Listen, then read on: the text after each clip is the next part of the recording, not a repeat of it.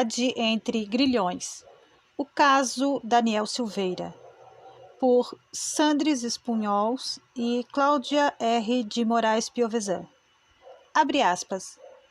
E, de fato, a detenção noturna do tipo aqui descrito é a preferida, porque apresenta importantes vantagens. Todos os que vivem no apartamento ficam afetados pelo terror logo à primeira pancada na porta. O detido é arrancado do calor do leito. Está ainda envolto na impotência do ensonado, com a mente toldada. Na detenção noturna, os operacionais têm superioridade de forças. Aparecem vários homens armados contra um, que ainda nem conseguia abotoar as calças. As detenções noturnas têm ainda a vantagem de que nem os prédios vizinhos, nem as ruas da cidade veem quantos são levados durante a noite. É como se não tivesse acontecido nada. Por aquela mesma faixa de asfalto percorrida durante a noite pelas carrinhas celulares, caminha de dia o povo jovem com bandeiras e flores e entoando canções alegres. Fecha aspas. Alexander Solzhenitsyn, Arquipélago Gulag. 1. Espetáculo policial na mídia. Noite de 16 de fevereiro de 2021. Terça-feira de Carnaval, em que o próprio Carnaval foi oficialmente cancelado no Brasil. O relógio marca aproximadamente 23 horas, batidas na porta. Um deputado federal recebe em seu apartamento, na cidade do Rio de Janeiro, a indesejada e inesperada visita de integrantes da Polícia Federal. Mais inusitado e inesperado ainda foi o que se seguiu. Os policiais lhe informaram que ali estavam para cumprir um mandado de prisão em flagrante, expedido por ninguém menos do que o impecável ministro do Supremo Tribunal Federal, Alexandre de Moraes.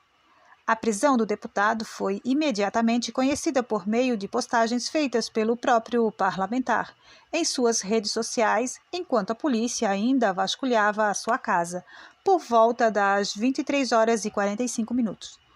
Naquela noite, muitos brasileiros não devem ter dormido e quem foi dormir cedo teve um susto na manhã seguinte ao ver as notícias. Este evento é mais um desdobramento do teratológico e juridicamente inexistente, entre aspas, inquérito das fake news, ou inquérito do fim do mundo. O lastimavelmente famoso inquérito número 4.781. E do seu irmão mais novo, o inquérito dos atos antidemocráticos, o de número 4.828. Não obstante, tenham sido instaurados com diferença de mais de um ano. Os requeridos inquéritos confundem-se como se fossem gêmeos. Tanto é assim que a ordem da prisão de Daniel foi proferida nos autos de 4.781 e a denúncia que se seguiu foi ofertada nos autos de 4.828. Ao menos são esses os números que constam nas peças jurídicas mencionadas. A prisão do deputado é um amontoado de iniquidades, uma sequência interminável de erros processuais penais. De modo que, desde logo, nos penitenciamos por, em tão curto espaço e tempo, não podermos abarcar todos eles e nem analisar com a devida profundidade os pontos escolhidos, já que cada item poderia ser objeto de um capítulo inteiro de um livro. No entanto, o devido registro de mais um avanço do STF contra o sistema legal brasileiro e contra a justiça deve ser feito. Esse novo capítulo da história mais recente do STF, talvez um dos seus mais sinistros e obscuros, apenas demonstra novamente que a mais alta Corte Nacional deixou há muito de aplicar a lei e de buscar entregar justiça aos brasileiros. Diversamente, o tribunal passou a fazer política de modo a comandar o país, perseguir os seus críticos e, mais grave, negar o próprio direito que é, ou deveria ser, a razão de sua existência. A Corte se tornou o palco máximo da ditadura negativa que quer ver destruir tudo quanto existe, sem apresentar nada melhor para substituir o que foi por ela destroçado. Como dizemos no livro Inquérito do Fim do Mundo, Esse inquérito é um símbolo do apagar das luzes do direito brasileiro. O caso Daniel Silveira é a prova cabal desse apagão, como se demonstrará ao longo deste ensaio. 2. Extra, extra! Vítima togada tripudia a isenção. Consta na decisão de Alexandre de Moraes que os fatos que teriam dado ensejo ao decreto de prisão estão contidos num vídeo postado por Daniel no dia 15 de fevereiro de 2021, portanto, um dia antes da ordem judicial, em um canal do YouTube. Nas palavras do ministro, abre aspas. Na data de hoje, 16/2, chegou ao conhecimento desta Corte vídeo publicado pelo deputado federal Daniel Silveira, disposto no canal do YouTube denominado, abre aspas, Política Play, fecha aspas, em que o referido deputado, durante 19 minutos e 9 segundos, além de atacar frontalmente os ministros do Supremo Tribunal Federal, por meio de diversas ameaças e ofensas à honra, expressamente propaga a adoção de medidas antidemocráticas contra o Supremo Tribunal Federal, defendendo o AI-5, inclusive com a substituição imediata de todos os ministros, bem como instigando a adoção de medidas violentas contra a vida e segurança dos mesmos, em clara afronta aos princípios democráticos, republicanos e da separação de poderes, fecha aspas. Para bem fundamentar o seu pedido de decisão, o ministro vítima transcreveu um trecho do discurso do deputado. Abre aspas. Eu quero saber o que você vai fazer com os generais, os homenzinhos de botão dourado, você lembra? Eu sei que você lembra. Ato institucional número 5, de um total de 17 atos institucionais, você lembra? Você era militante do PT, Partido Comunista da Aliança Comunista do Brasil. Reticências. O que acontece, Fachin, é que todo mundo está cansado dessa sua cara de filha da puta que tu tem. Essa cara de vagabundo. Várias e várias vezes já te imaginei levando uma surra. Quantas vezes eu imaginei você e todos os integrantes dessa corte? Quantas vezes eu imaginei você na rua levando uma surra? Que você vai falar? Que eu tô fomentando a violência? Não, eu só imaginei. Ainda que eu premeditasse, não seria crime. Você sabe que não seria crime. Você é um jurista pífio, mas sabe que esse mínimo é previsível. Então, qualquer cidadão que conjecturar uma surra bem dada com um gato morto até ele miar, de preferência após cada refeição, não é crime. Reticências. Vocês não têm caráter, nem escrúpulos, nem moral para poderem estar na Suprema Corte. Eu concordo completamente com Abraham Weintraub, quando ele falou, abre aspas, eu por mim colocava todos esses vagabundos, todos na cadeia, fecha aspas, aponta para trás, começando pelo STF, ele estava certo, ele está certo, e com ele pelo menos uns 80 milhões de brasileiros corroboram com esse pensamento. Reticências. Ao STF, pelo menos constitucionalmente, cabe a ele guardar a Constituição, mas vocês não fazem mais isso. Você e seus 10 abiguinhos, não guardam a Constituição, vocês defecam sobre a mesma.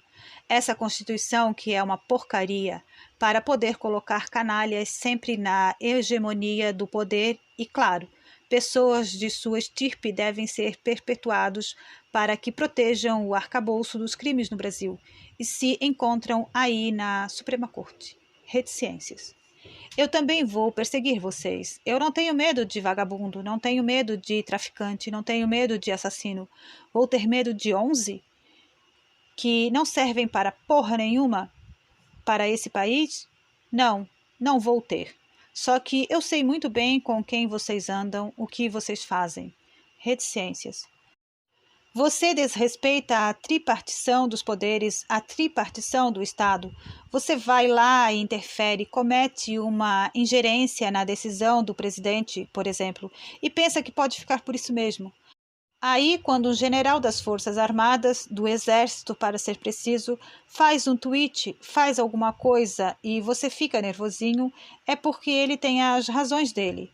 Lá em 64, na verdade, em 1935, quando eles perceberam a manobra comunista de vagabundos da sua estirpe, 64 foi dada, então, um contragolpe militar. É que teve lá os 17 atos institucionais.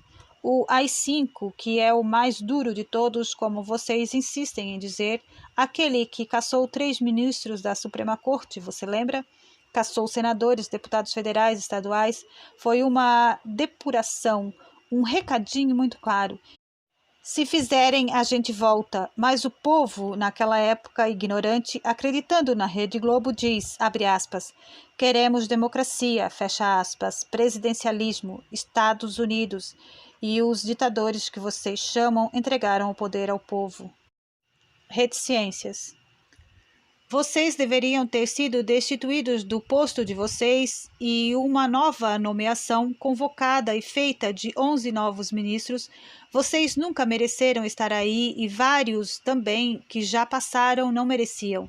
Vocês são intragáveis, inaceitáveis, intoleráveis, Fachin. Reticências. Não é nenhum tipo de pressão sobre o judiciário, não, porque o judiciário tem feito uma sucessão de merdas no Brasil. Uma sucessão de merda, e quando chega em cima na Suprema Corte, vocês terminam de cagar a porra toda. É isso que vocês fazem. Vocês endosam a merda. Então, como já dizia lá Rui Barbosa, a pior ditadura é a do judiciário, pois contra ela não há a quem recorrer. E infelizmente é verdade.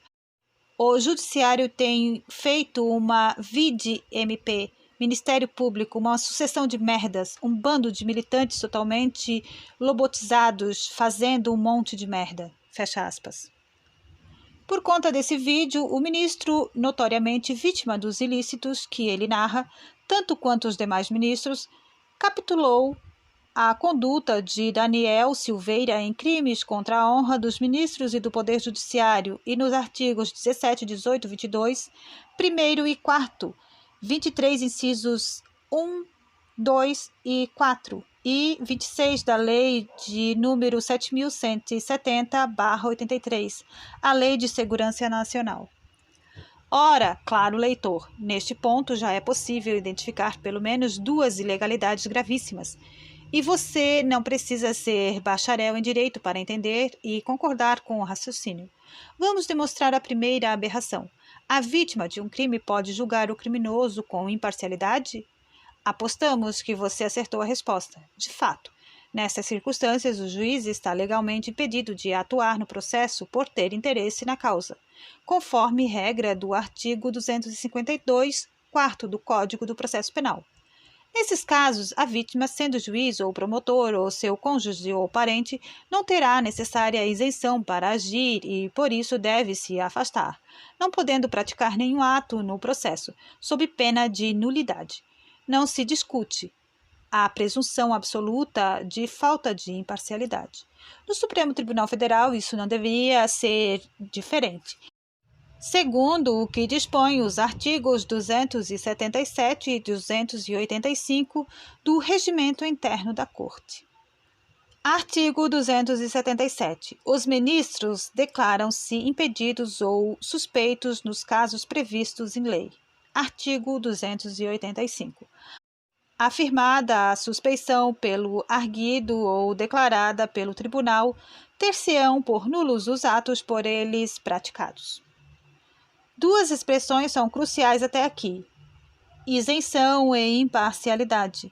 Numa democracia que fosse verdadeira, essas máximas seriam consagradas e protegidas a qualquer custo, principalmente pelos membros do Poder Judiciário. Acompanhando a lição de José Afonso da Silva, a imparcialidade é uma, abre aspas, garantia dos órgãos judiciários sob a forma de vedações aos juízes, denotando restrições formais a eles. Mas, em verdade, cuida-se aí de proteger a sua independência e, consequentemente, do próprio Poder Judiciário. Fecha aspas. Nesse sentido, é que se estabelece exemplificativamente a vedação do juiz exercer outro cargo ou função, salvo uma de magistério, ou a proibição de dedicar-se à atividade político-partidária, tanto quanto o artigo 252, inciso 4, do Código do Processo Penal, já citado, preconiza com veemência que, abre aspas, o juiz não poderá exercer jurisdição no processo em que ele próprio ou seu cônjuge ou parente, consanguíneo ou afim em linha reta ou colateral até o terceiro grau, inclusive por parte ou diretamente interessado no feito, fecha aspas. De outro lado, em relação à isenção, o juiz desembargador do Conselho Superior de Magistratura, CSM de Portugal, Orlando Viegas Martins, apoiado na doutrina do também magistrado português Irineu Cabral Barreto, explicita que, abre aspas, ser isento significa não estar comprometido, em primeiro lugar, consigo próprio, com seus pré-juízos, os seus ódios, as suas paixões, as suas simpatias e antipatias, às quais o juiz, enquanto ser humano, tem dificuldade em escapar, fecha aspas. Claramente é possível vislumbrar que imparcialidade e isenção se complementam, conforme bem arremata Viegas Martins, abre aspas. É-se imparcial para se poder ser isento, como se deve ser independente para poder-se imparcial. Fecha aspas. Transportando esses conceitos teóricos ao caso Alexandre de Moraes versus Daniel Silveira, não é difícil concluir com indispensável repulsa que estão absolutamente ausentes tanto a imparcialidade como também a isenção. O principal tribunal do país, que deveria dar o exemplo às demais estruturas jurídicas, é justamente aquele que avilta os próprios pilares da ordem jurídica. Obviamente que o ministro, destinatário das críticas do deputado, além de não ter a imparcialidade em razão da sua inequívoca condição de vítima dos fatos, igualmente não terá a imprescindível isenção que se espera de um magistrado, diante do ódio e antipatia despertados em sua consciência a partir do conhecimento do vídeo, em que não apenas Moraes é alvo do parlamentar, como os demais ministros da corte, o que certamente deflagrou a ira coletiva dos togados.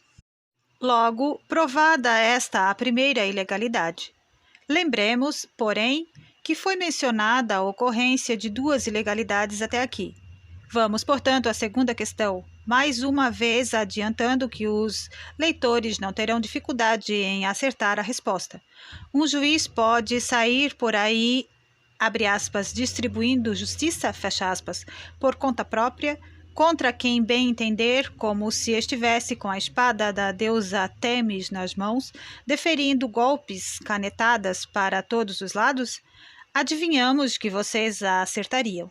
A figura do juiz é inerte e só pode agir quando provocado pela parte. Essa é justamente uma garantia contra o mau uso do poder visando perseguições injustas. Logo, mesmo que o juiz não fosse uma das próprias vítimas, para decretar uma prisão, o magistrado deveria ser previamente provocado, seja pela autoridade policial, seja pelo órgão do Ministério Público ou mesmo pela vítima ou seu advogado. E, neste caso, com a prévia manifestação do Ministério Público. Tratando do princípio da inércia ou princípio da demanda, o professor Edilson Moget Bonfim ensina que parte da doutrina distingue o princípio da demanda do princípio da inércia, identificando no primeiro a necessidade de que um sujeito ajuize uma demanda para que se instaure o processo, e no segundo a necessidade de que, no curso do processo, as partes, por sua iniciativa, pratiquem determinados atos para que o processo prossiga regularmente. Resumindo, em ambas as hipóteses, há necessidade de que um sujeito diverso do julgador formule um pedido para provocar a atuação do magistrado, que deverá ocorrer nos estreitos limites do pedido. Logo, na qualidade de vítima, o ministro deveria ter encaminhado a notícia do crime que recebeu à autoridade competente, imparcial e isenta, a qual passaria a adotar as medidas que entendesse cabíveis, pois o referido membro da corte está absolutamente impedido de agir. A rigor, deveria ter encaminhado a informação ao Ministério Público Federal e, com mais certeza, à Câmara dos Deputados, pois o autor é um parlamentar. Infelizmente, não foi o que ocorreu. As consequências desse abuso, que se soma aos demais que recentemente têm estampado os noticiários, expõe o Supremo Tribunal Federal e seus ministros ao descrédito da população e à perda do respeito, que espraia suas nefastas consequências a todo o Poder Judiciário. O Poder Judicial, que manipula o uso de forças de segurança em prol de seus interesses, torna-se um braço armado, gerando temor e insegurança à população, desvirtuando-se da sua função vital. Deixa de ser um poder legítimo, reconhecido pela sociedade. Nesta perspectiva, é a advertência de Roberto Lira ao dedicar capítulo especial de sua obra aos deveres e poderes do juiz. Abre aspas. O poder desarmado e desprovido só será poder com a riqueza da honra impoluta, com a força do caráter. A lei do maior esforço, esta que vigora no campo moral para quantos julgam, acusam, prendem. O juiz deve ser respeitado por ser respeitável, à altura do incomparável poder de julgar, enfrentando o extremismo das fraudes e violência. Conhecendo a sociedade pelo avesso, ele tateia o mecanismo das iniquidades e hipocrisias. Fecha aspas. Atraindo propositalmente para si a missão de reagir ao ataque, o juiz vítima perde a segurança moral que se espera daquele que é incumbido de decidir sobre a liberdade de seu semelhante. 3. O, abre aspas, decreto de prisão em flagrante, fecha aspas, malabarismo jurídico em ação. Após ter conhecimento do vídeo divulgado pelo deputado Daniel Silveira, o ministro Alexandre de Moraes não perdeu tempo, prevendo que teria o respaldo corporativo de seus colegas ministros, como ocorreu em todas as outras ilegalidades perpetradas nos já citados inquéritos. Moraes resolveu logo e, por conta própria, que o parlamentar deveria ser preso. A respeito dessa atitude, provavelmente o leitor deve estar se perguntando: não caberia ao Ministério Público a titularidade da acusação como legítimo titular de perseguição criminal? Afinal, o que um juiz está fazendo ao determinar de ofício injustamente a prisão de quem o vitimiza? Efetivamente, nos termos da Constituição Federal, o Ministério Público é o titular privativo da ação penal pública. Portanto, por coerência, o órgão que deveria ter a prerrogativa de provocar o Poder Judiciário visando a prisão de quem, porventura, comete crime. Ocorre que, desde longa data, o ministro Alexandre de Moraes simplesmente ignora o Ministério Público. Assim, ao agir sem a prévia iniciativa do titular da ação penal e sem sequer oportunizar manifestação desse órgão, que também é fiscal da lei, o ministro violou o que se denomina em direito como sistema acusatório. Numa estupenda pirueta, Alexandre de Moraes saltou da condição de juiz, vítima, para a posição de acusador, disfarçado de representante do Ministério Público, para finalizar o rodopio novamente como juiz, que declarou e expediu a ordem de prisão. Voilá, a manobra ilegal. De acordo com o entendimento do próprio Supremo Tribunal Federal, enseja aos bandidos comuns a soltura imediata e a nulidade da prisão, mas para os inimigos da corte isso não ocorre. No entanto, na condição de deputado federal, Daniel Silveira possui imunidade parlamentar, material e formal, prevista constitucionalmente no artigo 53 da Magna Carta, o que complica ainda mais o quadro, visto que a possibilidade de prisão de membros do Congresso durante o exercício do mandato é muito restrita. Artigo 53. Os deputados e senadores são invioláveis civil e penalmente por qualquer das suas opiniões, palavras e votos. Inciso 1º. Os deputados e senadores, desde a expedição do diploma, serão submetidos a julgamento perante o Supremo Tribunal Federal. Inciso 2º. Desde a expedição do diploma, os membros do Congresso Nacional não poderão ser presos, salvo em flagrante de crime inafiançável. Nesse caso, os autos serão remetidos dentro de 24 horas à casa respectiva, para que, pelo voto da maioria de seus membros, resolva sobre a prisão. Conforme expresso no parágrafo 2º do artigo 53 acima anunciado, os membros do Congresso não podem ser presos, exceto em flagrante e por crime inafiançável. Além disso, eles têm imunidade penal, civil por quaisquer de suas opiniões, palavras e votos. Ora, conforme expõe o ministro em sua decisão, a prisão do deputado decorreu de uma fala sua, no exercício e em decorrência do mandato parlamentar na qual ele expõe sua insatisfação com atos da Corte e afirmou que combateria os abusos dos ministros no exercício de sua função parlamentar. O deputado pode ter feito uma péssima escolha de palavras, pode ter usado expressões vulgares, pode ter se excedido nas figuras de linguagens, em especial nas hipérboles e nas bravatas para impressionar seus eleitores, e seu discurso pode ser reprovável em vários sentidos. No entanto, isso não lhe retira a imunidade total concedida pela Constituição. Assim, naturalmente, esperava-se que a ordem de prisão esbarraria nesses obstáculos da Constituição Federal. Ocorre que estamos falando do atual STF e de um de seus ministros.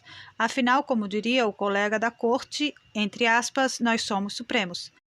Eis, portanto, os próximos lances malabarísticos. Inicialmente, o ministro Alexandre de Moraes afastou, sem se fazer de rogado, a imunidade material prevista na Constituição Federal, movido pelo ímpeto de vítima disposta ao revide. Moraes decidiu, embalado pela fúria, o que um parlamentar pode ou não pode falar, apesar de a Constituição dispor expressamente que os deputados e senadores são invioláveis por quaisquer opiniões, palavras e votos. O ministro certamente levou em conta que essa decisão, no entanto, não é novidade na Corte, que tudo decide de acordo com o voluntarismo e conveniência dos julgadores. Assim, a imunidade será aquilo que os ministros decidirem, não importando que, com isso, atentem contra a Constituição, a lei e contra os próprios princípios que regem um sistema de democracia, que dizem defender. Democracia essa que exige a liberdade ao parlamentar para que o poder legislativo não seja tiranizado por outros poderes da República. Aliás, o próprio Alexandre de Moraes, quando se apresentava como jurista, defendia a imunidade parlamentar como vital à democracia na sua obra de direito constitucional, citada abaixo apenas por mero exercício de retórica, já que em nada esses inquéritos se relacionam com lei, com justiça ou com democracia. Finalidade democrática. Na independência harmoniosa que rege o princípio da separação dos poderes, as imunidades parlamentares são institutos de vital importância, visto buscarem prioritariamente a proteção dos parlamentares, no exercício de suas nobres funções, contra os abusos e pressões dos demais poderes, constituindo-se, pois, um direito instrumental de garantia de liberdade de opiniões, palavras e votos dos membros do Poder Legislativo, bem como de sua proteção contra prisões arbitrárias e processos temerários. Assim, para o bom desempenho de seus mandatos, será necessário que o Parlamento ostente ampla e absoluta liberdade de convicção, pensamento e ação, por meio de seus membros, afastando-se a possibilidade de ficar vulnerável às pressões dos outros poderes do Estado. Esse magistério de Alexandre de Moraes encontrava eco em decisão do próprio Supremo Tribunal Federal. Inquérito, crime contra a honra, senador da República, imunidade parlamentar material, Constituição Federal de 1988. Evolução do constitucionalismo brasileiro, aspectos do Instituto da Imunidade Parlamentar, inviolabilidade e improcessabilidade, entre aspas, freedom from arrest, discurso parlamentar, irrelevância do local em que proferido, incidência da tutela constitucional, pedido de arquivamento do chefe do Ministério Público, irrecusabilidade, monopólio constitucional da ação penal pública, inquérito arquivado. O Instituto da Imunidade Parlamentar atua no contexto normativo delineado por nossa Constituição, como condição e garantia de independência do poder legislativo, seu real destinatário, em face dos outros poderes do Estado. Estende-se ao congressista, embora não constitua uma prerrogativa de ordem subjetiva deste. Trata-se de prerrogativa de caráter institucional, inerente ao poder legislativo, que só é conferida ao parlamentar, entre aspas, ratione muneris, em função do cargo e do mandato que exerce, e por essa razão que não se reconhece ao congressista, em tema de imunidade parlamentar, a faculdade de a ela renunciar. Trata-se de garantia institucional deferida ao Congresso Nacional. O congressista, isoladamente considerado, não tem sobre ela qualquer poder de disposição. O exercício do mandato parlamentar recebeu expressiva tutela jurídica da ordem normativa formalmente substanciada na Constituição Federal de 1988. Dentre as prerrogativas de caráter político institucional que inerem ao poder legislativo e aos que o integram, emerge com inquestionável relevo jurídico o Instituto da Imunidade Parlamentar, que se projeta em duas dimensões. A primeira, de ordem material, ao consagrar a inviolabilidade dos membros do Congresso Nacional por suas opiniões, palavras e votos, imunidade parlamentar material, e a segunda, de caráter formal, imunidade parlamentar formal, a gerar, de um lado, a improcessabilidade dos parlamentares, que só poderão ser submetidos a procedimentos penais acusatórios mediante prévia licença de suas casas, e de outro, o estado de relativa incoercibilidade pessoal dos congressistas, freedom from arrest, que só poderão sofrer prisão provisória ou cautelar numa única e singular hipótese, situação de flagrância em crime inafiançável, dentro do contexto normativo delineado pela Constituição, a garantia jurídico-institucional da imunidade parlamentar formal, não obsta observado o, entre aspas, due process of law, a execução de penas privativas da liberdade definitivamente impostas ao membro do Congresso Nacional. Precedentes RTJ 70/607. A imunidade parlamentar material só protege o congressista nos atos, palavras, opiniões e votos proferidos no exercício do ofício congressual. São passíveis dessa tutela jurídico-constitucional apenas os comportamentos parlamentares cuja prática seja imputável ao exercício do mandato legislativo. A garantia da imunidade material estende-se ao desempenho das funções de representante do poder legislativo, qualquer que seja o âmbito parlamentar ou extraparlamentar dessa atuação, desde que exercita ratione muneris.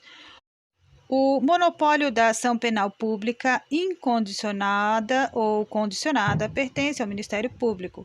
Trata-se de função inconstitucional que lhe foi deferida, com exclusividade pela Constituição Federal de 1988. É incontrastável o poder jurídico-processual do chefe do Ministério Público que requer, na condição de, entre aspas, dominus litis, o arquivamento judicial de qualquer inquérito ou peca de informação, inexistindo a critério do Procurador-Geral elementos que justifiquem o oferecimento de denúncia. Não pode o tribunal, ante a declarada ausência de formação da, entre aspas, opinio delicti, contrariar o pedido de arquivamento deduzido pelo chefe do Ministério Público. Precedentes do Supremo Tribunal Federal, STF, Inquérito 510, Distrito Federal, Relator Celso de Mello. Data do julgamento, 1º de fevereiro de 1991. Tribunal Pleno. Reticências. Ignorando não apenas esses preceitos, como também os ensinamentos básicos em torno da questão, o julgador vítima nem se dispôs a enfrentar a temática da imunidade material, visto que apenas se manifestou no seguinte sentido: tangenciando essa questão fundamental, sacando da gibeira os cliques de sempre. Abre aspas. A reiteração dessas condutas por parte do parlamentar revela-se gravíssima, pois atentatória ao Estado Democrático de Direito brasileiro e suas instituições republicanas. Não existirá um Estado democrático de direito sem que haja poderes de Estado, independentes e harmônicos entre si, bem como previsão de direitos fundamentais e instrumentos que possibilitem a fiscalização e a perpetuidade desses requisitos. Todos esses temas são de tal modo interligados que a derrocada de um, fatalmente, acarreterá a supressão dos demais, trazendo como consequência o nefasto manto do arbítrio e da ditadura, como ocorreu com a edição do AI-5, defendido ardorosa, desrespeitosa e vergonhosamente pelo parlamentar. Imprescindível, portanto, medidas enérgicas para impedir a perpetuação da atuação criminosa de parlamentar visando lesar ou expor a perigo de lesão à independência dos poderes instituídos e ao Estado democrático de direito. Fecha aspas. Numa segunda manobra, percebe-se um excesso na tipificação legal da conduta do parlamentar, enquadrando-se em crimes contra a segurança nacional, em diversos dispositivos, diga-se de passagem. Numa análise puramente subjetiva do ministro vítima, o qual, como já se afirmou, não tinha a isenção necessária para analisar os fatos, de modo a lhes dar o devido enquadramento jurídico penal. Nesta altura da abordagem dos excessos cometidos, novamente buscamos o auxílio do bom senso do leitor. Quantas vezes o presidente da República foi xingado, ofendido, atacado verbalmente, inclusive por parlamentares nas redes sociais, e os ministros de Estado, e os governadores, deputados, prefeitos, vereadores, quantos desses criminosos foram presos em flagrante? Porém, Daniel Silveira esqueceu-se de que não existe crime que não seja gravíssimo para Alexandre o Grande. As ofensas proferidas pelo deputado federal foram catapultadas às alturas em uma lei que até recentemente se defendia não ter sido recepcionada, acolhida pela Constituição de 1988, por ter sido aprovada durante o regime militar, qual seja a Lei de Segurança Nacional. Neste aspecto, é interessante observar que, ao oferecer uma denúncia relâmpago contra o parlamentar, o próprio Ministério Público alterou a capitulação das condutas sugeridas pelo ministro vítima, reduzindo o número de tipos penais constantes na velha lei de 1983. Contudo, esperem, pois as manobras não terminaram por aí. O terceiro ardil foi tratar esses crimes como se fossem objetivamente inafiançáveis. Os únicos a que caberia a prisão flagrante de parlamentar conforme o dispositivo do artigo 53, parágrafo 2º da Constituição Federal, já mencionado. Isso também não seria um problema para o ministro Alexandre de Moraes. Os crimes inafiançáveis são aqueles a que a Constituição e a lei vedem a concessão de fiança, tanto pelo delegado quanto pelo juiz. Esses crimes são exceção e estão previstos expressamente no artigo 323 do Código do Processo Penal e na Constituição que, na redação do artigo 5º, inciso 43, elenca, abre aspas, os crimes de tortura, o tráfico ilícito de entorpecentes e drogas afins, o terrorismo e os definidos como crimes hediondos, por eles respondendo os mandantes, os executores e os que, podendo evitá-los, se omitirem. Fecha aspas. Ainda segundo a Carta Magna de 1988, são inafiançáveis a prática do racismo, artigo 5º, inciso 42, e a ação de grupos armados, civis ou militares contra a ordem constitucional e o Estado democrático, artigo 5º, inciso 44. Você, leitor, encontrou algum crime da Lei de Segurança Nacional como sendo inafiançável? Nós também não encontramos. Assim, ainda que a conduta do deputado se enquadrasse em crimes da Lei de Segurança Nacional, na qual há previsão de calúnia contra ministros do Supremo Tribunal Federal, por exemplo, esses crimes não são inafiançáveis, logo não se enquadram no rol de crimes em que se permite prisão em flagrante de congressista. Não se deve confundir o crime inafiançável com a impossibilidade de arbitrar fiança em razão do cabimento de prisão preventiva, pois o cabimento desta não se refere necessariamente ao tipo de crime cometido, mas aos motivos ou fundamentos da prisão. E aí vem a cereja do bolo: a prisão em flagrante e por mandado. Que rufem os tambores. As hipóteses de prisão em flagrante estão expressas no Código do Processo Penal, artigo 302. Considera-se em flagrante delito quem: 1. Está cometendo a infração penal. 2. Acaba de cometê-la. 3. É perseguido logo após pela autoridade, pelo ofendido ou por qualquer pessoa, em situação que faça presumir ser autor da infração. 4. É encontrado logo depois com instrumentos, armas, objetos ou papéis que façam presumir ser ele autor da infração. Artigo 303. Nas infrações permanentes, entende-se o agente em flagrante delito enquanto não cessar a permanência. Ora, como já citado acima, na decisão que decretou a prisão não foi mencionada nem dia e nem hora da prática do suposto crime. E aqui qualquer coincidência com a obra O Processo de Kafka não é mera semelhança. O que parece um esquecimento sem importância tem relevância gigantesca, haja vista que a prisão em flagrante deve estar dentro das hipóteses mencionadas. Significa afirmar que, via de regra, não é juridicamente possível prender alguém em flagrante após horas ou mesmo dia após a consumação do crime, salvo em caso excepcional e expresso em lei, sem que tenha havido perseguição ininterrupta do criminoso. Necessariamente tem de haver ao menos o que chamamos em direito processual penal de flagrante impróprio, que são as duas últimas hipóteses do artigo 302 do CPP. Ocorre que, parodiando o poeta, abre aspas, no meio do caminho do direito e da justiça havia uma pedra. Tinha uma pedra no meio do caminho e essa pedra era e ainda é o STF, fecha aspas. O que se tem tentado demonstrar ao longo desta obra é que há muito tempo e de diversas formas, os ministros que integram o Supremo Tribunal Federal deixaram de ser os guardiões da Constituição e dela se tornaram os reformadores, conforme cada caso, a depender dos interesses e dos personagens em jogo.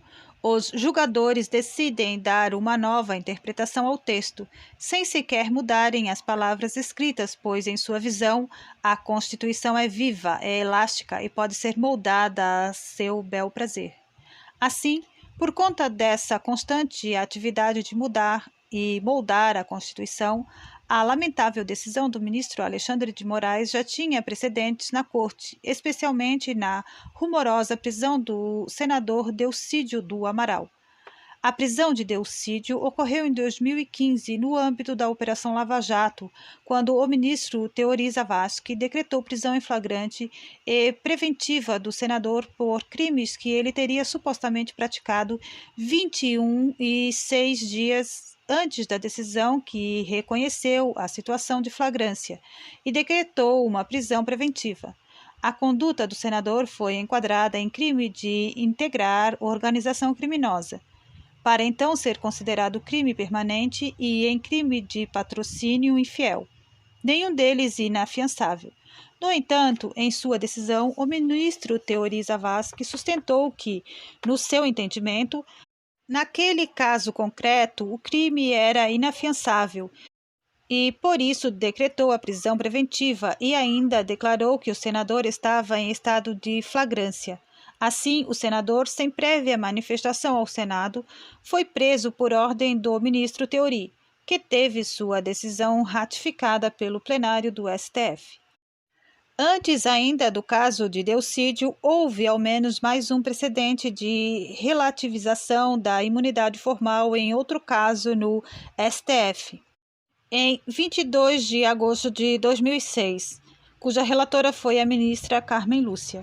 Como se vê, a noite não escurece de uma vez, e como alerta Bertrand de Jouvenel, o poder tende sempre a se expandir.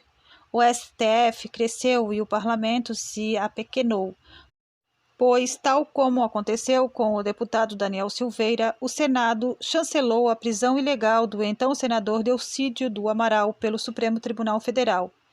Se serve de consolo, à época, ao menos, o pedido de prisão fora formulado pelo Procurador-Geral da República. Tanto no caso do senador Delcídio do Amaral, quanto no caso do deputado Daniel Silveira, a justificativa foi de que se tratava de crime permanente. No caso do senador, sustentou-se que se tratava de crime de organização criminosa, e no caso do deputado, alegou-se que o material, vídeo, estava disponível na rede mundial de computadores, portanto, ainda em andamento. Essa interpretação é bastante questionável, pois a conduta do deputado havia cessado com a conclusão da gravação e colocação do vídeo no ar. E o fato de estar disponível pode ser entendido como efeito da conduta cessada, e que, em direito penal, classificaríamos como crime instantâneo de efeito permanente. Entretanto, em ambos os casos, declarou-se um flagrante para se desviar da proibição constitucional de prisão preventiva de membro do Congresso, uma mera manobra diversionista para iludir o menos atento ou alimentar a narrativa da torcida a favor. Então, sugere pelas mãos do ministro Alexandre de Moraes o abominável, anormal e indefinível, abre aspas, mandado de prisão em flagrante, fecha aspas. Para o leigo, é importante esclarecer que a prisão em flagrante não decorre de expedição de um, entre aspas, mandado, que é um documento contendo uma ordem judicial. Quando ocorre nos termos da lei, a situação de flagrante está lá, no calor dos fatos. E é exatamente esse estado flagrancial que autoriza a prisão do criminoso. Aliás, justamente em função de ser possível flagrar alguém cometendo o ilícito, é que as providências poderão ser adotadas por qualquer do povo, e não apenas por uma autoridade. Os tipos de prisão que exigem mandado judicial são as prisões preventivas e temporárias. A prisão em flagrante é formalizada por meio de um auto de prisão em flagrante elaborado por um delegado de polícia diante da apresentação do processo flagrado, em uma das circunstâncias acima mencionadas. Porém, como já disse o colega de toga, ministro Marcos Aurélio, entre aspas, vivemos tempos estranhos. E dessa estranheza brotou uma prisão em flagrante por ordem judicial da vítima ministro Alexandre de Moraes, materializada por um mandado. A prisão em flagrante por decreto também tinha um outro objetivo, que seria permitir a invasão da casa do parlamentar à noite, de madrugada, enfim, quando fosse necessário, pois se fosse uma prisão preventiva, os agentes deveriam aguardar até o dia raiar para prendê-lo. Daí que, por mandato, mais de 24 horas depois da sessão da conduta do deputado, ele foi preso em flagrante por intermédio dessa ordem judicial, apesar da inviolabilidade do lar durante a noite.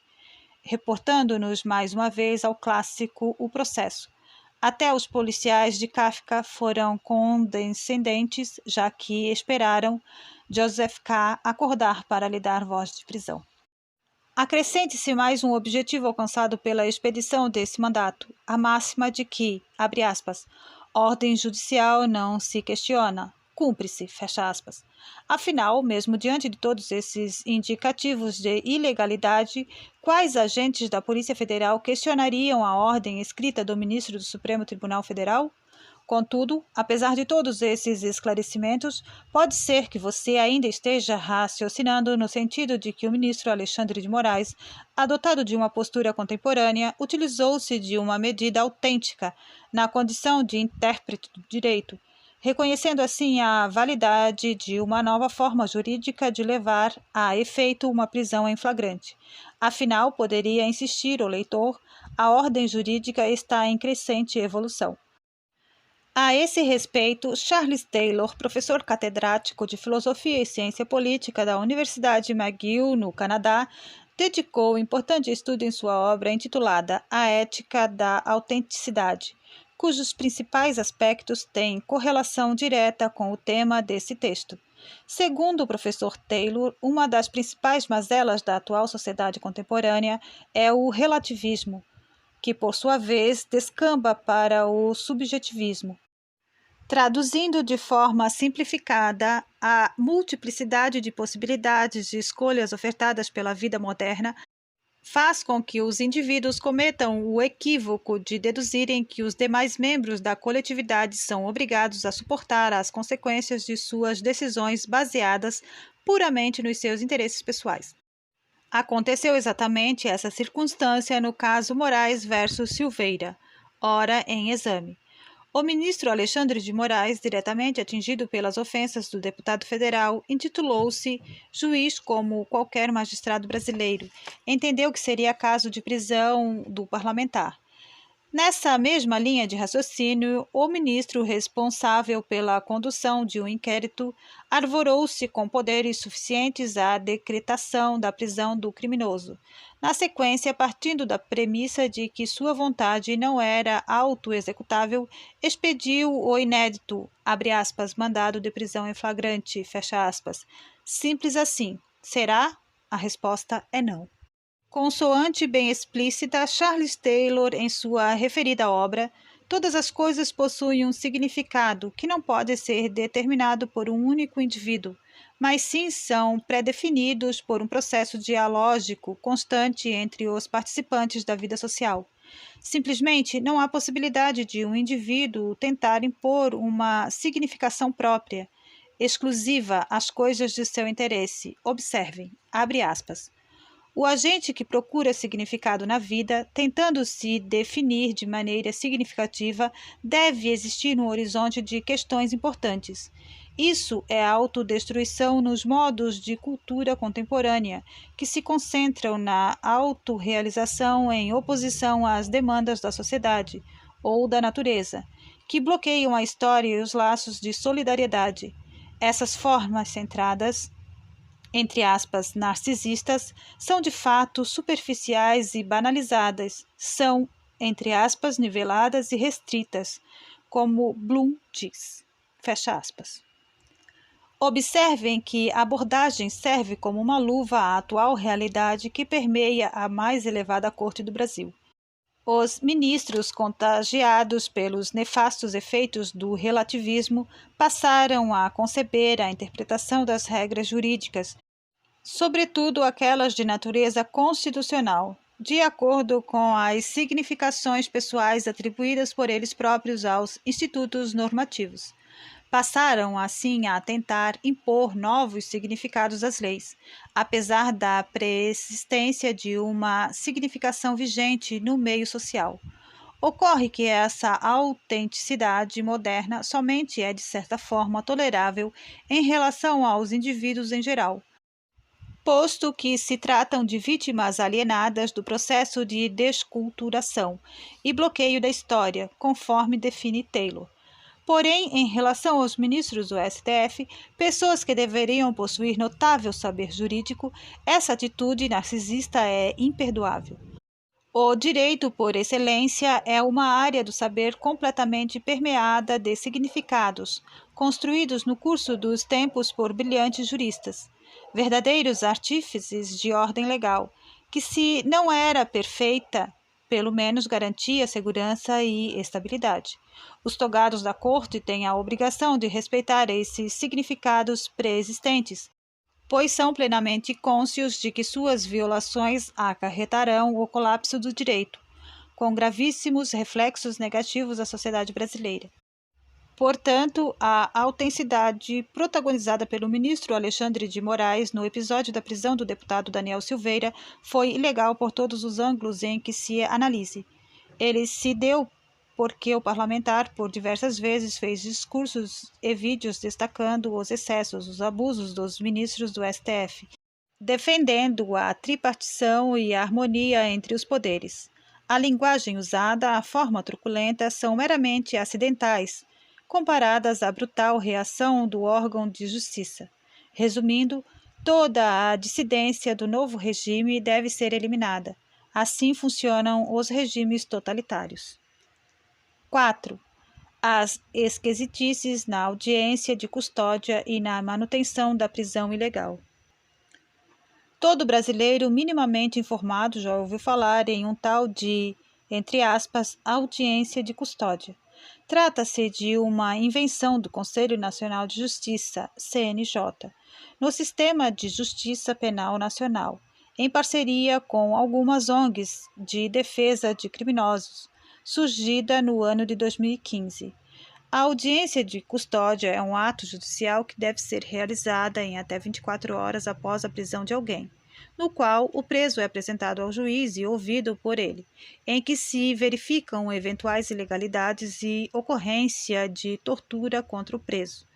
Sabemos, caro leitor, que nesse momento você esboça um sorriso sarcástico. Realmente, não somos médicos, muito menos peritos legistas para vasculhar o corpo dos presos visando constatação eficiente de marcas de violência.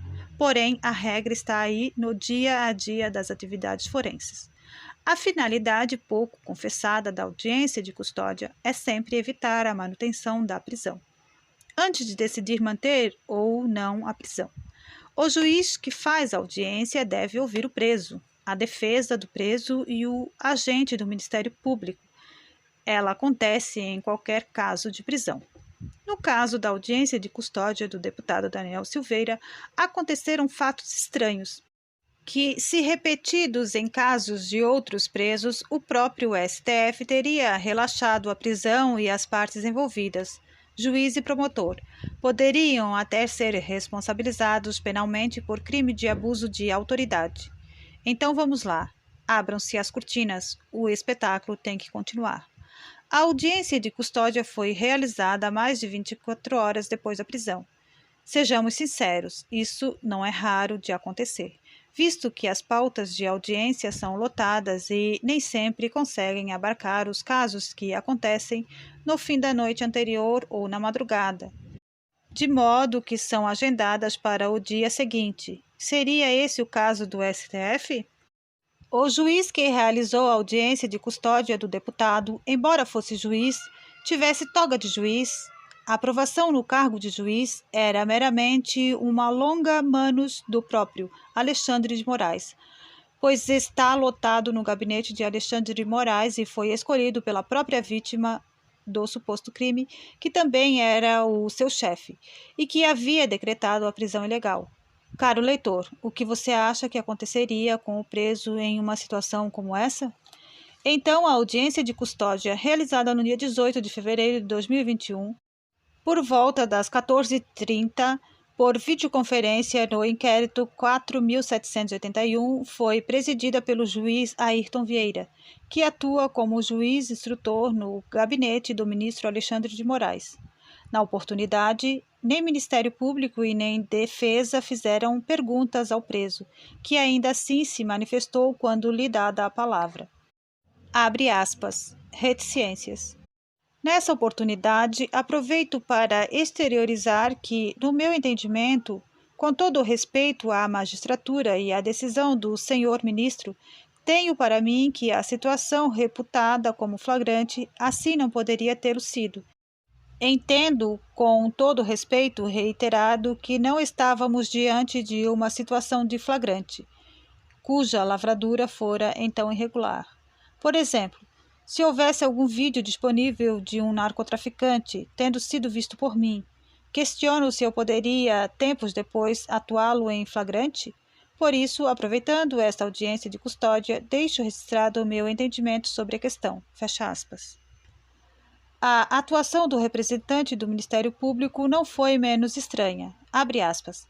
Dada a palavra à Procuradoria-Geral da República, o doutor Procurador da República manifestou-se em apertadíssima síntese pela rigidez da situação flagrancial do custodiado, bem como pela rigidez da respectiva atuação flagrância, manifestando-se pela incidência do artigo 53, inciso 2º da Constituição Federal, e tudo ainda nos termos da sua manifestação escrita, que neste momento está sendo encaminhada para o gabinete do senhor ministro Alexandre de Moraes, para que passe a integrar formalmente a ata desta audiência de custódia, como manifestação oficial da Procuradoria-Geral da República. Fecha aspas. Traduzindo, Daniel afirmou ao juiz que sua prisão era ilegal. O representante do Ministério Público afirmou que o flagrante e a incidência do artigo 53, inciso 2º da Constituição Federal eram lícitos e que a manifestação oficial sobre a prisão já estaria no gabinete do ministro. Ocorre que, naquela altura, a denúncia contra o deputado já tinha sido ofertada pela Procuradoria-Geral da República e protocolada no STF no dia anterior, 17 de fevereiro de 2021. Às 17h01, e na cota que a acompanha, o próprio Procurador-Geral da República, pelo Vice-Procurador-Geral Humberto Jacques de Medeiros, havia pedido a aplicação de medidas cautelares diversas da prisão ao deputado. Isso mesmo. Se o leitor fez as contas, já observou que um dia antes nem o próprio Ministério Público Federal havia pedido a manutenção da prisão de Daniel Silveira, mas no dia seguinte o representante da Procuradoria-Geral da República se manifestou pela validade e consequente manutenção dos efeitos da prisão em flagrante, e parece que não mencionou o mais importante, o pedido de medidas diversas da prisão. A defesa do preso, segundo consta na ata da audiência, manifestou-se nos seguintes termos, abre aspas, questionou-se de saída a atipicidade da conduta ativa atribuída ao custodiado, com alusão à sua imunidade material uma vez deputado federal. Ainda questionou-se o estado de flagrância, bem como se crime houve, que não haveria inafiançável, mas sim afiançável. De toda sorte, a inexistência de situação flagrancial terminou por requerer o relaxamento da prisão que reputou ilegal, com a consequente expedição de alvará de soltura clausulado. Subsidiariamente, a defesa do custodiado requereu a concessão da sua liberdade provisória, uma vez presentes os requisitos do Código do Processo Penal. Apontou as ilegalidades na prisão. Fecha aspas. Aqui é importante fazer uma explicação ao leitor que seja leigo no assunto. Na audiência de custódia, o juiz tem algumas opções em se tratando de prisão em flagrante. Alternativamente, 1. Ele reconhece a ilegalidade da prisão em flagrante e relaxa a prisão. 2. Ele reconhece a legalidade da prisão em flagrante, mas, entendendo que há fundamentos para a prisão preventiva, converte a prisão em flagrante em prisão preventiva, ou aplica medidas diversas da prisão, como monitoração eletrônica. 3. Ou ele reconhece a legalidade da prisão em flagrante, mas, entendendo não haver fundamento para a prisão preventiva, ele concede liberdade provisória, com ou sem fiança. No entanto, o juiz não tomou nenhum desses caminhos legais pertinentes aos casos de prisão em flagrante, como se diz ter sido o caso de Daniel, demonstrando claramente que não estava ali como julgador, mas sim como assessor do ministro Alexandre de Moraes, e não ousou converter a prisão em flagrante em preventiva, talvez porque a Constituição vede a prisão preventiva de membro do Congresso e teve de manter as aparências. O juiz, que não era juiz, portanto, tal como Pôncio Pilatos, mesmo diante de tantas ilegalidades, lavou as mãos dizendo que a decisão já fora tomada pelo plenário do STF por unanimidade. Acompanhem a cena. Abre aspas, reticências. Em primeiro lugar, em atenção a uma situação surgida no transcurso na presente audiência de custódia, consigno que foram respeitados todos os prazos estipulados na normatividade legal. O custodiado, uma vez autuado em flagrante, foi imediatamente conduzido às dependências da Polícia Federal, a sua prisão flagrancial tendo sido de pronto comunicada ao senhor ministro Alexandre de Moraes. Tudo tempestivamente, como também o foi a designação da presente audiência de custódia, designada dentro do prazo de 24 horas após a decisão do Colegiado Maior do Supremo Tribunal Federal, isto é, do seu pleno, que reconheceu a legalidade da prisão flagrancial. Desse modo, ficam afastados quaisquer questionamentos acerca da suposta não observação de prazos legais. Por outro lado, no que diz respeito à situação que envolveu a autuação em flagrante do senhor deputado federal, aqui custodiado Daniel Silveira, relembro que o Supremo Tribunal Federal, por intermédio do seu pleno, na data de ontem, a unanimidade referendou a decisão do senhor ministro Alexandre de Moraes, placitando-a, mantendo a prisão flagrancial do custodiado, ainda nos termos do voto do senhor ministro. Deste modo, a situação da autuação em flagrante do custodiado, no momento, já foi devidamente apreciada. De outro lado, importante ressaltar que, diante da manifestação da PGR, não se aplica a prisão preventiva a parlamentares, no caso, permanecendo a custódia cautelar do senhor deputado federal, por força da sua prisão em flagrante, assim formalizada pelo senhor ministro Alexandre de Moraes, referendada, repito, pelo Pleno do Supremo Tribunal Federal. Situação essa de permanência da custódia cautelar nessa modalidade, que haverá de permanecer até eventual concessão de liberdade provisória ou a sua substituição por medidas cautelares, palmar mediante decisão do senhor ministro relator, em virtude da rigidez da decisão do Supremo Tribunal Federal, fecha aspas. Assim, mais uma vez, o STF e seus ministros fizeram da lei e da Constituição, entre aspas, gato e sapato, segundo a expressão popular, de acordo com suas conveniências e projetos de poder. 5. Um sistema penal de regimes de exceção. Há algum tempo temos sustentado que se instalou em Brasília um tribunal de exceção, e essa situação se agravou especialmente após a instauração do inquérito 4.781, depois seguido pelo inquérito 4.828. Esse foi o objetivo da obra Inquérito do Fim do Mundo, o apagar das luzes do direito brasileiro. Ali nós advertimos que o prosseguimento desses efeitos culminaria em um regime de exceção, que pode se tornar sangrento.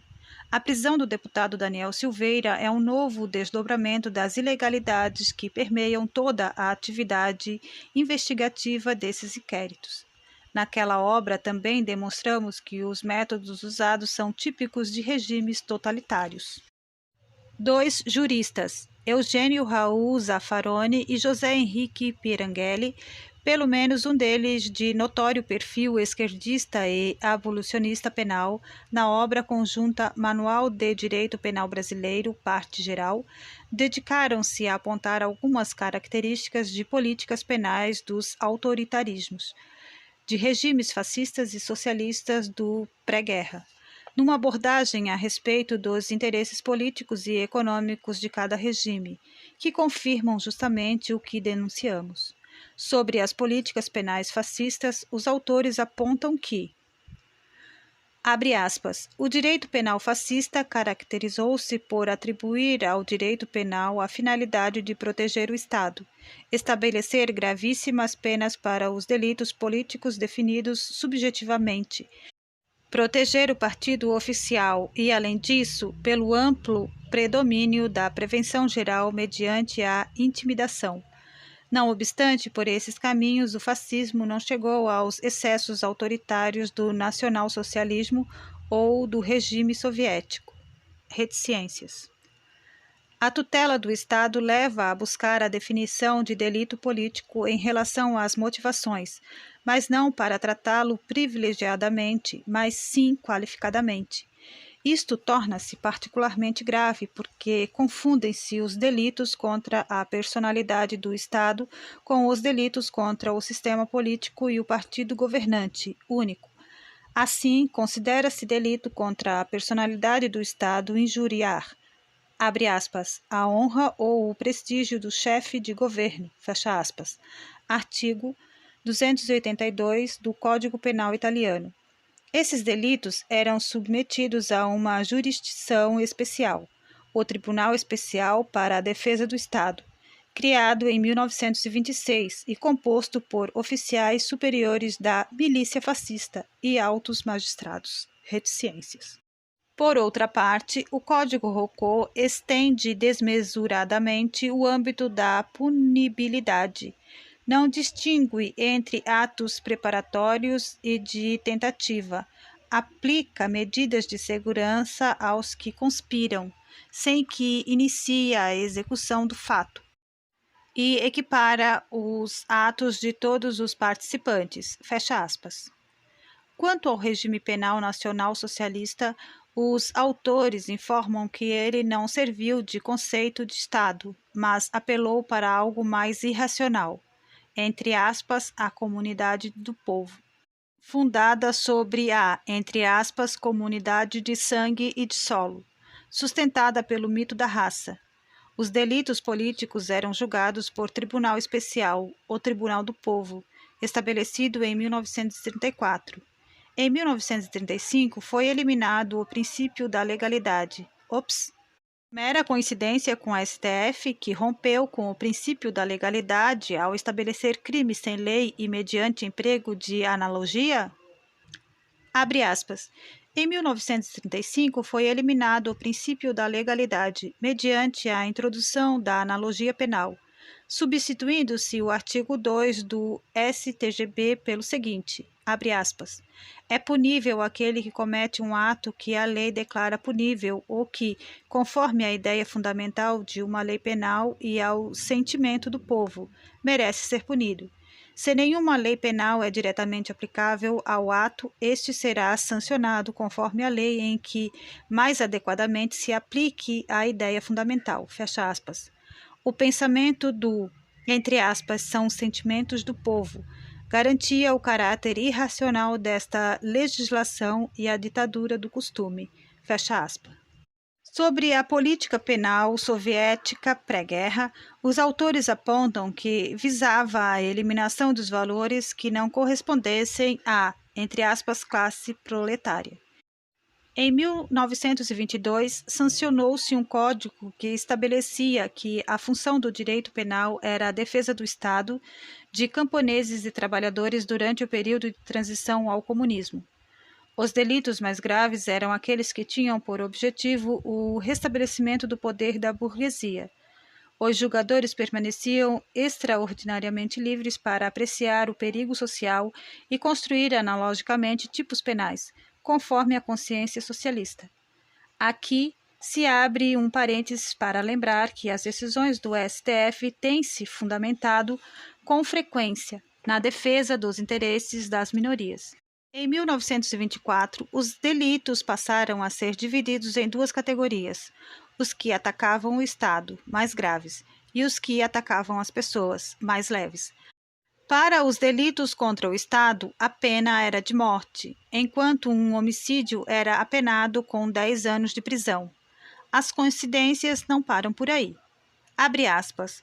O Código Penal Russo de 1926 foi elaborado sobre esses princípios e, em seu artigo 6º, dizia, abre aspas, considera-se socialmente perigosa toda ação ou omissão dirigida contra o regime soviético, ou que importe atentado contra a ordem jurídica estabelecida pelo poder dos trabalhadores e camponeses para o período de transição à ordem comunista, fecha aspas.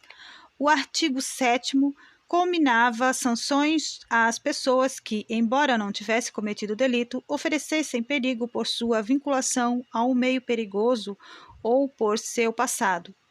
O artigo 16 estabelece que, se o ato é socialmente perigoso e não está especialmente previsto, será sancionado conforme atos previstos de natureza semelhante. Fecha aspas.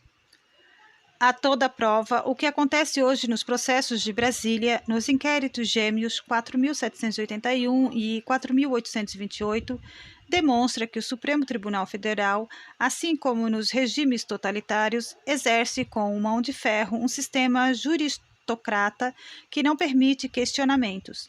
A prisão de um deputado, que deveria ter todas as garantias legais e constitucionais para se manifestar contra esse estado de coisas, insere-se no mecanismo de intimidação com caráter de prevenção geral. O objetivo é claro: calar a voz dissidente e transmitir a mensagens aos demais membros da sociedade, no sentido de que não se deve criticar os atos dos 11 ministros, que hoje conduzem um projeto revolucionário de poder, e tal como defendido pelo professor Han Hirsch em sua obra Rumo à Juristocracia, as origens e consequências do novo constitucionalismo, tem como cúmplice o próprio poder legislativo. Por isso é que as prisões do senador Delcídio do Amaral e do deputado Daniel Silveira, apesar de violarem as garantias dos parlamentares do próprio Congresso, foram confirmadas em ambas as casas. Apesar do pedido contido na manifestação do Ministério Público de aplicação de medidas alternativas à prisão ao deputado federal, até a data em que concluímos essas linhas, o deputado continua preso. A sessão do STF para decidir sobre o recebimento da denúncia, realizada em 11 de março de 2021, foi adiada após a defesa pedir acesso aos autos para poder apresentar a defesa preliminar do deputado. Ocorre que, mesmo após 21 dias de prisão, a defesa ainda não tinha obtido acesso aos autos. Em despacho do ministro Alexandre de Moraes, de 10 de março de 2021, foi autorizado acesso integral ao inquérito 4.828 e parcial ao inquérito 4.781, ou seja, apenas ao já famigerado anexo 70, e reaberto o prazo para os advogados apresentarem a defesa preliminar do acusado preso. Abre aspas, reticências. Determino a devolução do prazo de 15 dias para a apresentação de defesa preliminar, franqueado acesso integral aos autos que trazem a investigação relacionada ao requerente, anexo 70 do inquérito 4.781 e autos principais do inquérito 4.828. A vista está autorizada imediatamente e, diante do caráter sigiloso dos autos, deverá ser no gabinete, realizada através do fornecimento de cópias digitalizadas, com a posição de marca d'água identificando o destinatário, que deverá manter o sigilo. Intime-se com urgência. Publique-se. Brasília, 10 de março de 2021. Fecha aspas.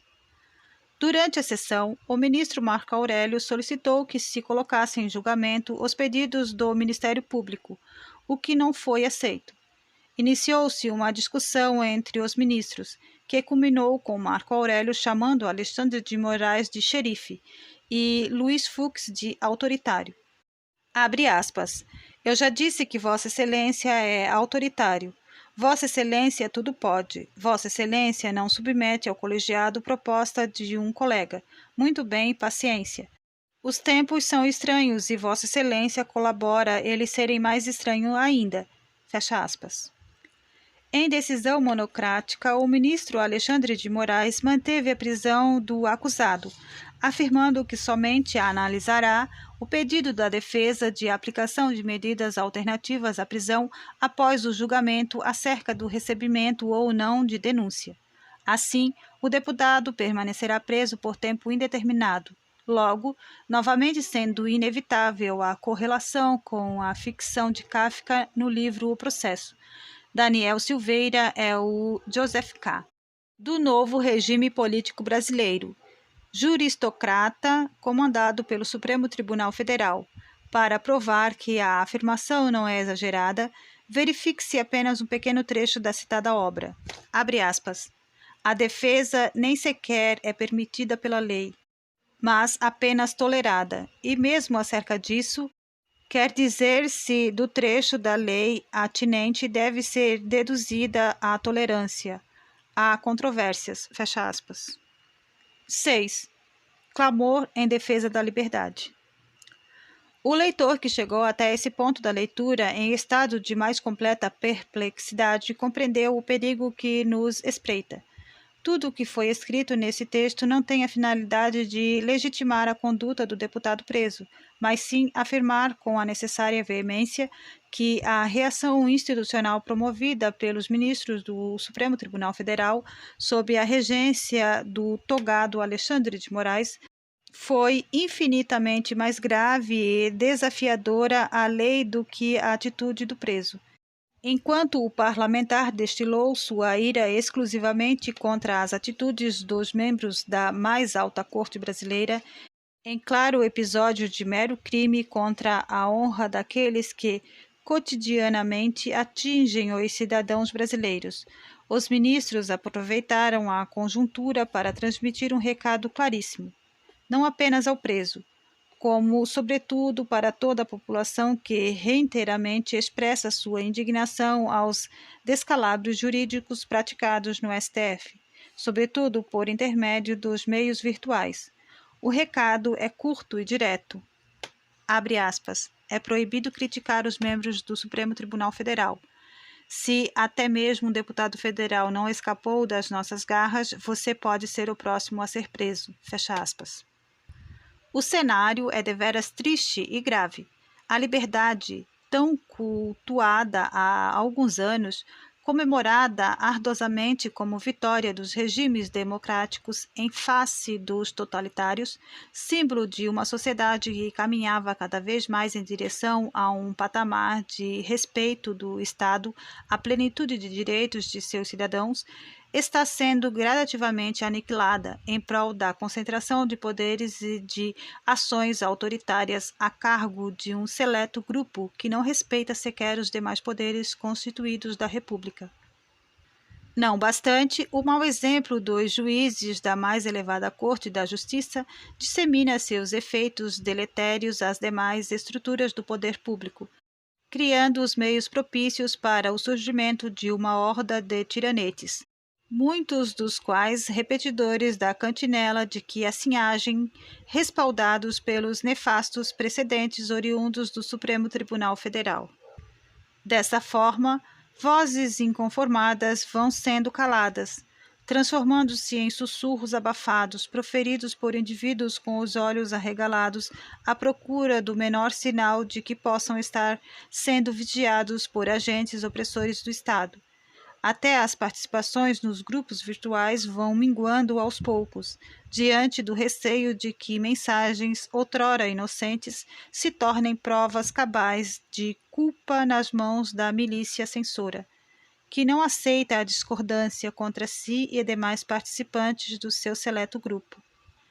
As pessoas começam a criar desconfianças, umas face às outras, diante dos delatores disfarçados na turba, verdadeiros necrófagos, que se alimentam dos nacos de poder que lhes são lançados em troca do denuncismo. Enfim, se nada for feito, haverá um momento em que somente restará torcer para que a detenção venha à noite, a fim de que, cessadas as pancadas na porta e o terror aos moradores, quando os operacionais em superioridade de forças forem embora, levando consigo os encarcerados atônitos, os prédios vizinhos e as ruas da cidade continuem a fazer de conta que nada aconteceu. Consonante preconiza Max Scheler, na sua obra da Reviravolta dos Valores. A permanência desse estado de coisas trará consigo a decadência total, marcada pelo domínio dos fracos sobre os fortes, dos espertos sobre os nobres, das meras quantidades sobre as qualidades, apontando para um relaxamento das forças centrais e dirigentes do homem, das forças que o impelem contra a anarquia de suas inclinações mecânicas, um esquecimento dos fins e uma idolatria dos meios. Há necessidade de mudança, e uma das formas de nos alcançarmos este objetivo é demonstrar a você, caro leitor, a realidade do que está acontecendo diante do silêncio de uma maioria de juristas cooptados por esse sistema tirânico, que busca se instalar definitivamente no nosso país, ou que covardemente se omitem do seu dever de defesa do verdadeiro direito e da lídima justiça. Estamos aqui cumprindo nosso papel e motivando você a cumprir o seu. independente de quem você seja, sua vida, família e profissão, cada qual de acordo com a sua posição em face da realidade. Tem consigo o potencial infinito, pois, conforme já nos ensinou Santo Agostinho, nós não seríamos absolutamente nada se Deus não nos contivesse em si, tanto quanto contém o céu e a terra. Assim, a mais grandiosa de todas as inspirações está em você. Depois de toda uma vida dedicada ao estudo da restauração da ordem, Eric Voegelin vaticina que a reconquista da ordem depende necessariamente da, entre aspas, restauração verdadeira da ordem, mas que esta somente é possível pela recaptura das, entre aspas, experiências de transcendência. Explicando numa simplicidade que obviamente não chega sequer próxima à magnitude das ideias do filósofo, significa afirmar que antes de vasculhar a Constituição Federal como endoidecidos em busca de regras que recuperem minimamente a ordem aviltada, devemos nos voltar para uma análise autêntica das experiências espirituais do homem em sua longa jornada existencial no mundo. Não temais, persistir.